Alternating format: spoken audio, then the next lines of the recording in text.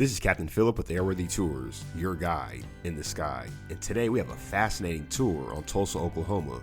So let's get started. Tulsa, Oklahoma was incorporated as a city on January 18, 1898. However, its origins began way before that. The story of Tulsa began in the late 1820s with the arrival of the Creek people, who were forcibly removed from their ancestral homes in Georgia and Alabama. After arriving here in 1833, the Creeks settled in present-day Tulsa, negotiating a treaty with the Cherokee and positioning the boundaries between the two nations. Soon after, many Creek turned to cattle ranching to make their living. And here's a really interesting fact. Half of Tulsa is actually located in the Creek Nation. In 1881, the St. Louis-San Francisco Railway was established in the settlement, with the aim to serve ranching interests. That same year, Harry C. Hall opened the first store in order to serve the railroad workers, which immediately led to quick growth. The first buildings included a depot, a section house, stores, residencies, a hotel, a barbershop, and a police station. But the real growth of Tulsa came in 1901 with the discovery of oil in the nearby Red Fork area. Shortly after that, another major oil field was discovered at the Glen Pool Oil Reserve, 15 miles southwest of downtown Tulsa. The discovery prompted a rush of entrepreneurs. Unlike the early settlers of northeastern Oklahoma, who most frequently came from the South and Texas, many of these new oil-driven settlers came to Tulsa from the commercial centers of the East Coast and the Midwest. Tulsa's population swelled to over 140,000 between 1901 to 1930. With the rush of oil workers moving to Tulsa, the city gave itself the nickname of the oil capital of the world.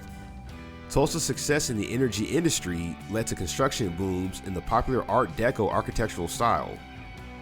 Profits from the oil industry continued through the Great Depression, helping the city's economy fare better than most in the United States during the 1930s. Ahead is the Golden Driller. This statue was completed in 1953 to honor the workers of the oil industry. The statue is a steel frame covered with concrete and plaster. The Golden Driller stands at 47 feet tall and weighs 43,500 pounds, and is the 5th tallest statue in the United States. After enjoying great success with oil, Tulsa's next major influence would be in infrastructure. In 1925, Tulsa businessman Cyrus Avery began a campaign to create a road linking Chicago to Los Angeles by establishing the U.S. Highway 66 Association in Tulsa, thus giving Tulsa another nickname as the birthplace of Route 66. When completed in 1938, Route 66 took an important role in the further development of Tulsa, as the city served as a popular rest stop for travelers who were greeted by Route 66 icons such as the metal gold sign.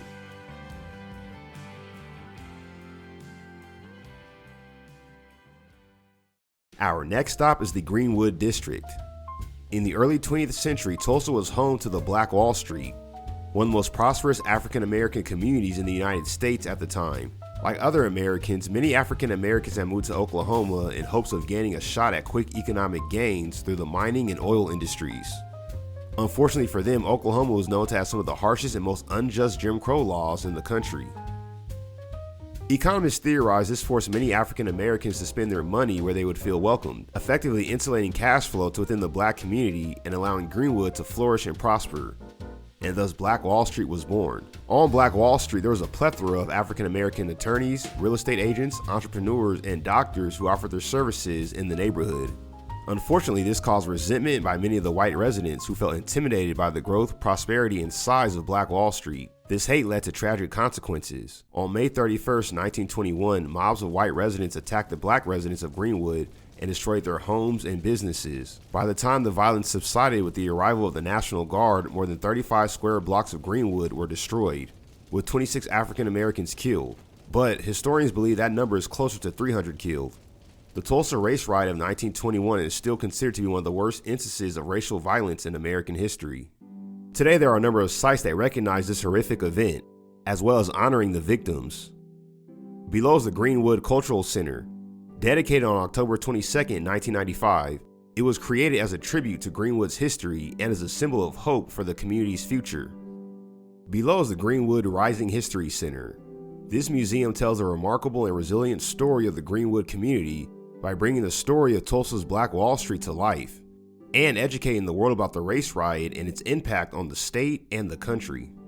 Next is the John Hope Franklin Reconciliation Park.